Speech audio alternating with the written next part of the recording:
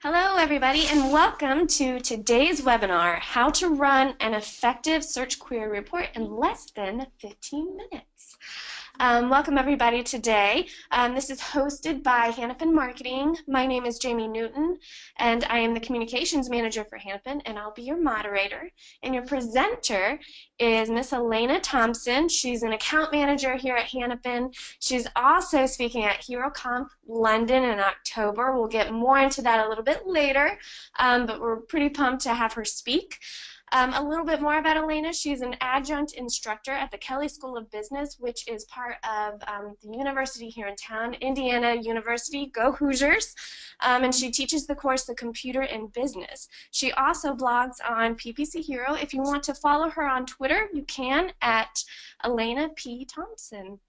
All right, welcome, Elena. Thank you, Jamie. I'm excited to be here. Yeah, we're excited to have you. All right, so real quick before Elena gets started on her presentation, we're going to do just some housekeeping items. If you want to join the conversation today, you can by using the hashtag ThinkPPC in your Twitter tweets. Or if you have some questions, there is a question box there on your GoToWebinar control panel. Please enter those questions throughout the presentation. We are going to have a live Q&A at the very end of Elena's presentation. So go ahead and put those in there, and we'll get to as many as we can at the end. We also have a poll question for you guys. So we would like to know how long you've been in PPC.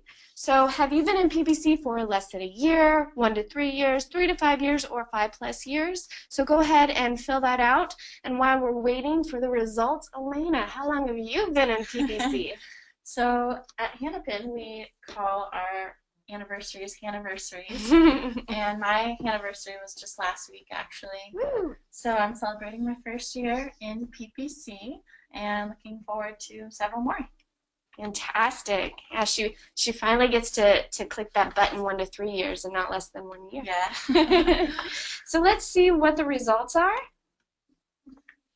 All right. Oh, we've got a big portion that's around the same amount of years as you, Elena. Nice. 43% 1 to 3 years, 35% that are less than a year, 8% that are 3 to 5, and 14% of 5+ years, which we lovingly call the dinosaurs. Or somebody actually referred to them as the classics, which I totally I like love. classics. Classics is good.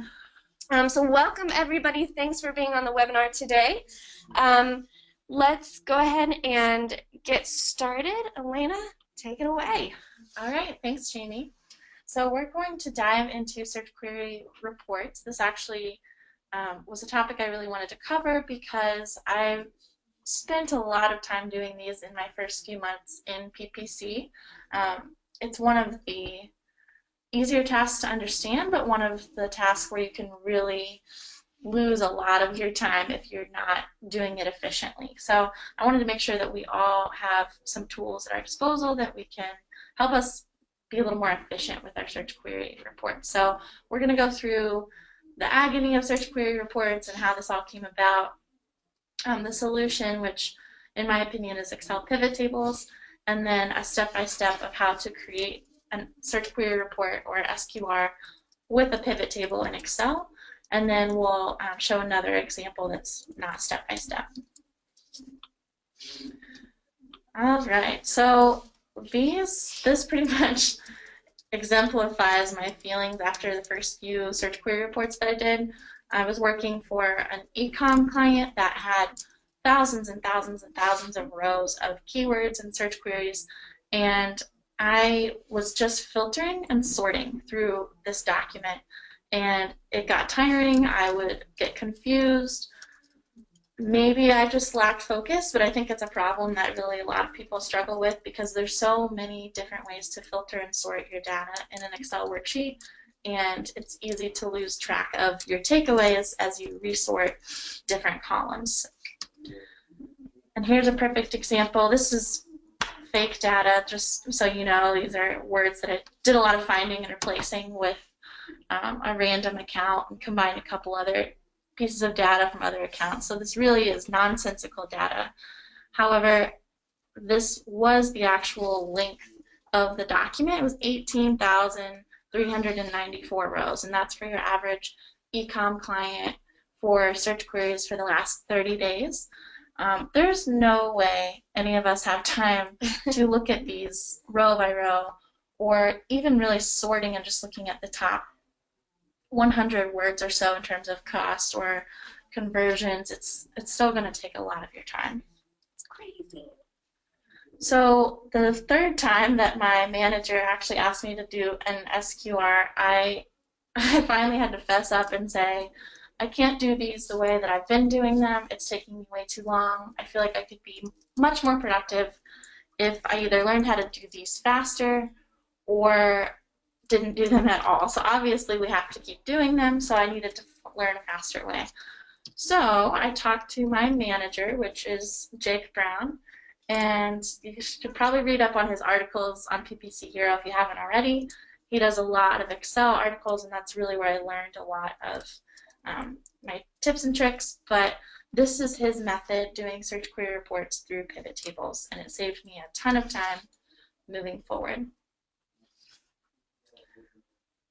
So this pivot is actually a lot simpler than the one on Friends, but I do like to reference this scene, and if anyone's a Friends fanatic like I am, you'll appreciate this. If not, we'll just move on.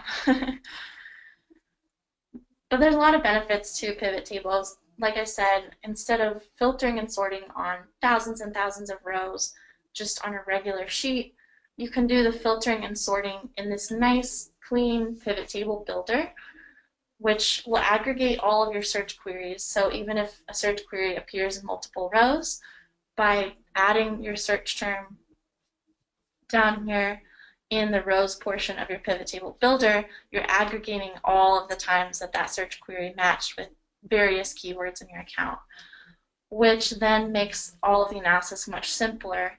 You have clear and simple sorting. You can eliminate thousands of rows of scrolling, which, by the way, depending on how old your version of Excel is, or maybe how old your desktop or PC is, having thousands and thousands of rows and trying to filter and sort, in my experience, has often crashed Excel, whereas a pivot table can really simplify that process on the back end so that Excel doesn't get overloaded with data.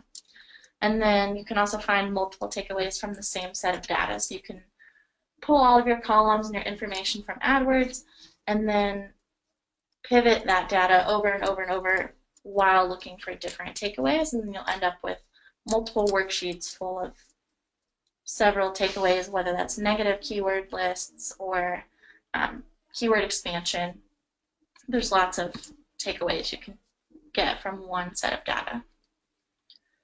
So let's just jump into the step-by-step. Obviously, a lot of us have different versions of Excel. So maybe after this, if you can't find what I'm doing step-by-step in your version of Excel, because maybe you don't have the Mac version, just feel free to reach out via Twitter, because I do also have a personal computer where I'm using Microsoft instead. So I'm familiar with the older versions as well as the newer versions on both PC and Mac. So first you have to make sure you go into AdWords and grab all of the necessary columns. Of course, after I show you these couple of pivots today, you'll realize that there's a lot of different ways you can organize your SQR pivot, but these are the specific columns that I'll be needing today, and you might decide that you don't need all of these, or you need additional columns for whatever you're trying to figure out when you do an SQR yourself. So make sure especially that you have the columns you need that tell you the metrics for your goals. So if it's an e-commerce client, you're going to want to make sure that you can calculate return on ad spend if that's one of your client's goals, or your in-house goal is maybe 150, 200% return on ad spend. So you can see here I have total conversion value, and then I have cost so that I can then calculate return on ad spend later. If you're calculating cost per lead for a lead generation client, then you're just going to want to make sure you have your cost as well as your conversions or converted clicks.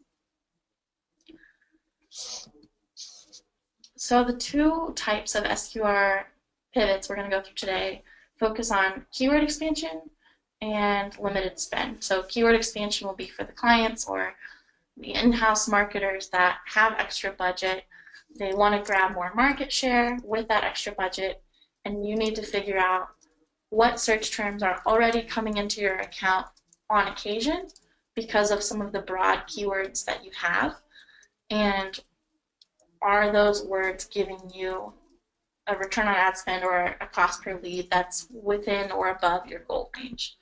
And then you can add those search terms as exact match keywords.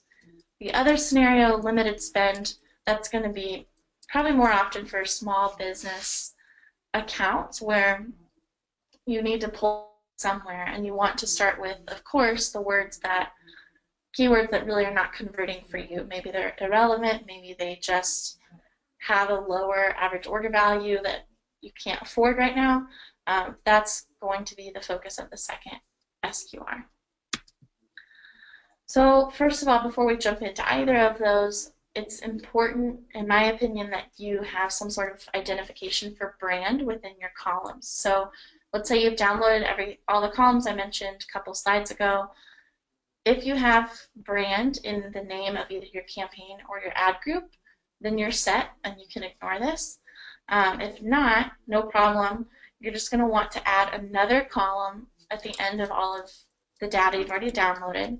That's the header is brand, and then you're going to sort your campaign or ad group column just to include those that are branded. So you see here, this is my campaign sort, and I'm only checkboxing the branded campaigns. And then in the brand column that I've created, I'm going to type brand, and then I'll fill that down for the entire column so that all of the search terms that matched with keywords in these campaigns are considered brand. And then to do the reverse, you can just filter this new column for just the blanks, and then in all of those blanks you can put non-brand. So that way you now have a column that identifies whether a search term keyword combination was in a branded campaign or non-branded. So now, if you're unfamiliar with pivot tables, you're just going to want to take all of that data that you've downloaded, and you can click any one of the cells that's within that consecutive set of data and just hit Control A, and that will highlight all of your data. So if you have 18,000 rows of search queries, then you don't have to start at the top and then highlight and scroll and scroll and scroll all the way down to the bottom. So you hit Control A, and then you'll have this pivot table button at the top, which once you click it, it will ask you where you want to put the pivot table, and I generally just put it on a new sheet, which would bring you to this. So you'll actually have an empty pivot table when you first start, and what I've done here is added the different metrics that we're going to need for keyword expansion. So we'll start with the top. We have campaign and match type. These are my two filters. The reason being, I generally don't look for keyword expansion terms within brand because branded terms are pretty limited. I mean, it's just going to be the brand name and then maybe a few other associated words like Hannapin Marketing would be our brand, and maybe some of the related keywords would be Hannapin Marketing, PPC agency. But outside of some of those variations, there's really not going to be a lot of keyword expansion happening. So I add this campaign filter, and I exclude all of the branded campaigns. Then with match type, I'm specifically looking at the broad matches. So what that's doing is just eliminating any time that a search term, either via exact or phrase match, matched to a keyword in your account, because those keywords are doing their job. They're pulling in exactly or almost exactly the people that are searching for whatever your product or your service is. We really want to look at some of the broad searches that are coming in that are semi-related to maybe what we sell, but maybe that we don't have as exact terms. And if we add them as exact terms, we can save some money, and we can also control those bids a little bit more, as opposed to hoping that those search terms come in continually from the broad match. So that's the explanation for our filters here. We have the search term should be your row, and then over in the values section, I just have our impressions, our conversion value, and our cost. Now what you're going to want to do is actually add in a calculated field based on your goal. So this is a fake e-commerce client, and they are selling sandals, as you can see in some of those search terms.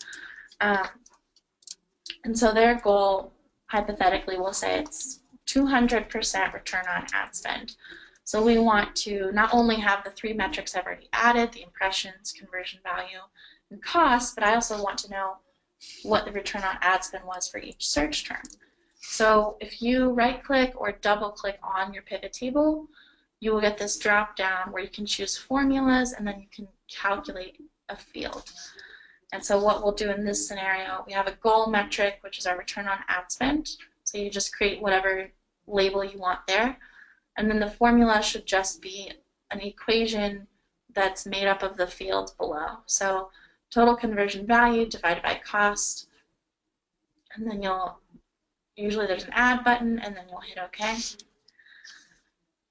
Once the return on ad spend is added into your pivot table, you're going to want to sort by that return on ad spend. So you need to go to your search terms over on the left. There's a drop down at the top, and you have a sort and you have a filter. So this is where sorting and filtering becomes much simpler, much cleaner than if you had an 18,000 row doc and you were trying to sort and filter manually. So we're going to sort by, and then you have an option of sorting by any of the metrics that are in the values portion of the table. So we choose return on ad spend, and then we'll sort descending. So that brings us here, and you'll see some of these return on ad spends are ridiculous. If you had a 200% goal, obviously 41,000% is exceeding that by a long shot. However, these are the least common conversions, because you can see here what happened was this was a really specific search. Only one person actually searched for it, and then they happened to buy a pair of sandals, and it only cost us 19 cents. But again, it only happened the one time with a very long search term. So while these are great return on ad spend search terms, it's unlikely that this will happen again and at that rate. So basically what I'm saying is low impressions equal low statistical significance. So to manage that, we actually want to filter these search terms by impression. So you have a sort and filter option. Again, it's in this drop down here, and you have by label, and then before you've actually done the filtering, there's a section that says by value. So you would choose by value, which is always the first value in the set of metrics that you've added in. So in this case, it's my impressions. And I've chosen to look at only search terms with impressions greater than 30.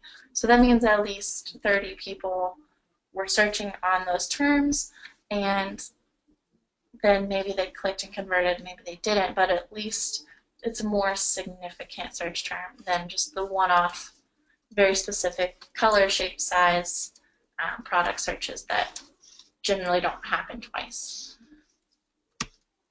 So this is what I'm left with. I have the search terms that were searched several times. They did convert at or above goal, except for this one at the bottom. But you can see these top 5 or so are, somewhat specific, but not so specific that it wouldn't make sense to add to our account. And you can see this brand for kids, that actually converted at a less than 200% return on ad spend. This is made up data, but if this were real, that might mean maybe we have kids' shoes, but we don't actually have that brand, and so we're getting a lot of clicks, and maybe someone did convert on our site, but not necessarily for that brand of shoes, and we just got lucky that we even had a return there. So that could be a word we might want to negate from the account or from the campaign where it's matching.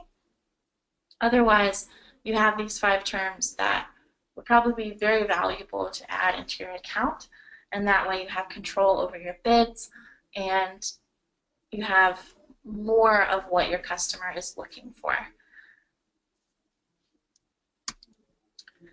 This second example I just want to show you is the limited spend example. So we won't go through the step-by-step Excel how-to, but we will be looking at basically the opposite situation. So you have a goal in mind for an e-commerce client and a return on ad spend of 200%, but you want to find the search terms that are costing you money and not hitting that goal. So you're looking for search terms that broadly match keywords, but in this case do not hit the 200% threshold. So what I've done here, we are now sorting descending by cost, so I can see the highest cost keywords, but they're filtered so that this value over here, which I have moved these metrics around so that return on ad spend is first, meaning that I can filter by that value. And I'm looking for return on ad spend that is less than or equal to, I put 2, which can be kind of confusing because it's 200%, but just remember that formatting is not used in the filter. So 200% is really numerically just 2. And so that's what you need to put in your filter. And so now I can see, okay, maybe I have a couple words that did convert, but they were less than goal, and I'm looking at maybe the top 10 or 15 words that are getting plenty of searches. They've had plenty of opportunity to convert, and they have not. They have not delivered for us. So you could do a number of things, and this specific webinar isn't really about what you should be doing from here. It's just getting the report, getting the data. But I'm sure you would take those 10 words and maybe you could add in the keyword within the row label section underneath search terms, and then you can see what keywords are matching to which, or which search terms are matching to which keyword, and then maybe you either want to lower your bids on those keywords, or some of these search terms you might just want to add as negative phrases within the campaigns of those keywords. So there's definitely a lot of options, and that's a whole other webinar of what you should do when you've got this search query data, but this is how one very simple way I find to get search terms where I really need to limit spend or add negative keywords. So you can see from this there's a lot of variation that you can add into these reports. Of course, you have a ton of different fields that you can look at, but overall it's really important to just focus on sorting and filtering within these rows and these search terms so that you're not going through 18,000 rows of data on the original raw data sheet that you get from AdWords. All right, so those are the search query reports I like to run, and like I said, there's a million other variations, so if you guys have any interesting methods that you try with these pivot SQRs after the webinar, feel free to tweet at me about any of those. I'd be happy to collaborate with you on any new ideas that you have. Awesome. Thank you, Elena, so much. That was a great presentation. We had somebody comment during the webinar about how actionable and how great this webinar was. So thank you. I'm glad you guys enjoyed it. So as we mentioned earlier before we got started, Elena is actually going to be at HeroConf London in October, and she is running an Excel workshop. So what you heard today was just a small little nugget of what Elena will be talking about. Elena, can you give them maybe a little bit more about what you will be covering in London? Yeah, absolutely. So first of all, I'm really excited. I don't know if anyone listening to this webinar is going to London or has signed up just yet, but I hope that you guys do. I've never been to Europe, so personally I'm doubly excited. But yeah, so I'm going to be covering there's three main sessions in the workshop. We're going to start with intermediate Excel for the advanced PPCer, so that's going to be some really actionable steps like we talked about today. I'll touch on pivot tables again, but we'll also talk about nested if statements, conditional aggregate functions like sum if, and data validation. So that's really just going to be a lot of actionable steps in how to be more efficient within your everyday analysis in Excel, but it's obviously focused on PPC topics. And then the second session is all about beating automated bidding by using Excel lookup. So this focuses on using index, VLOOKUP, HLOOKUP in order to create manual bid tables for those of you who don't quite trust automated bidding just yet. And I think that's, to some extent, that's all of us. We don't always turn over every little bit of our bidding methods to the machines. So if you're interested in that at all, we will cover that during the second section.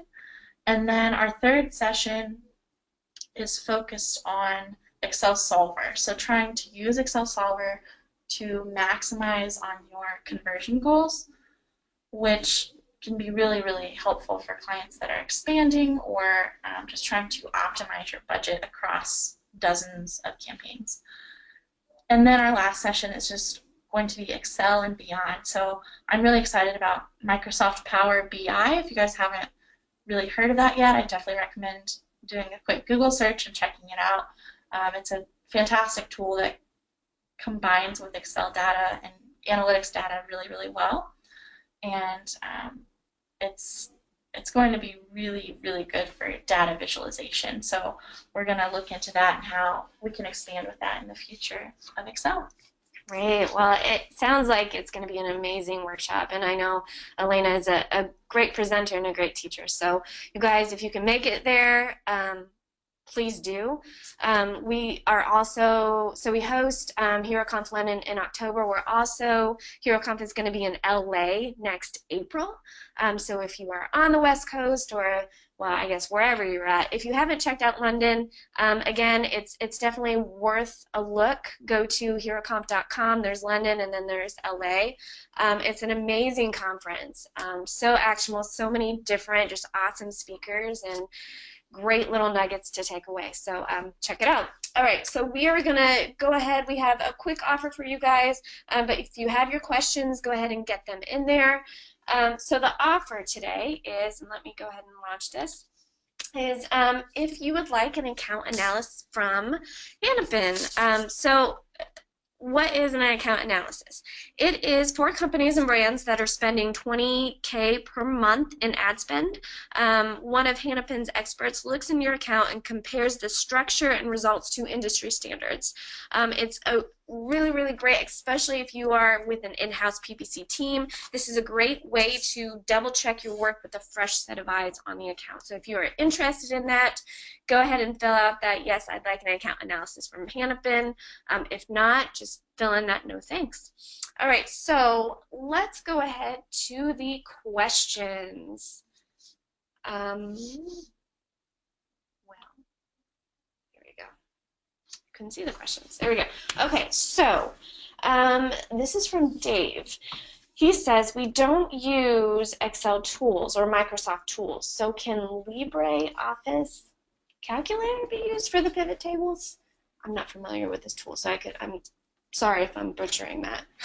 No, that's fine. So that's interesting. To be honest, I have not tried with that specific software, but that would be an interesting test. So, I mean, sorry, I don't have like a fantastic answer for that, but I really haven't tested anything other than Microsoft Office. So, Okay. But I would be interested to look into it.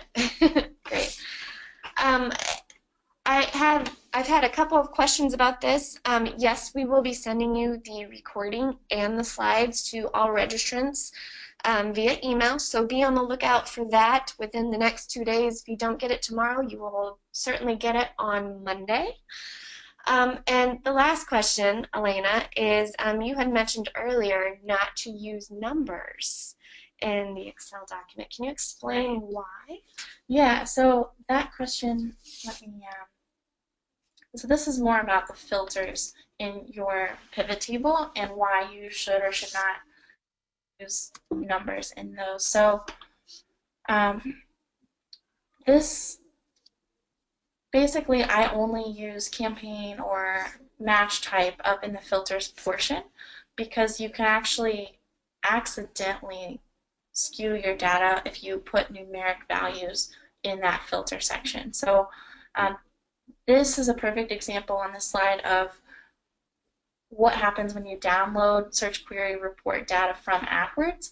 You always, in my opinion, should have the keyword that's associated with that search term.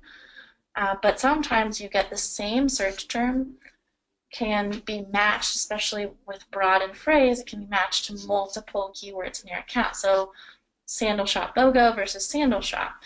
And in that scenario, you actually have two rows that Excel is treating exactly as that, two different rows of data. And when you use a numeric value as a filter in your pivot table, let's say you're removing all of the search terms that did not convert, then you're really only, let's say this first row did convert and the second row didn't. If the first one did convert, you are going to see that in the pivot table and only the impressions and clicks associated with that time that it did convert on this keyword, but you won't see the other impressions and clicks associated with the search term for the time that it did not convert on this keyword. So you're missing out on some of your stats and your data in terms of impressions, clicks, costs, because you filtered by conversions and you've eliminated the times for the same keyword when it didn't convert. So you're automatically pulling that chunk of data out of the analysis, which if you really, really, really know what you're doing, that maybe could be a form of analysis, but it tends to get really confusing. So I just recommend only using text data in your filters and if you're removing any numeric values, remove them via the sort option that I showed earlier. Great. All right. Well, you guys, that is all we have time for today. We're actually a little bit over. So if you do have any more questions, Elena, can you get back to that last slide? If you do have any more questions, you can email us at marketing@hennepinmarketing.com. You can also reach out to Elena at Elena P. Thompson or the PPC Hero Twitter handle or the Hennepin Twitter handle. There's lots of places you can reach out to. So thank you everybody for attending. Elena, thank you so much for a great and very actionable presentation. We're excited to have you on today. And we'll see you later, guys. Thank you.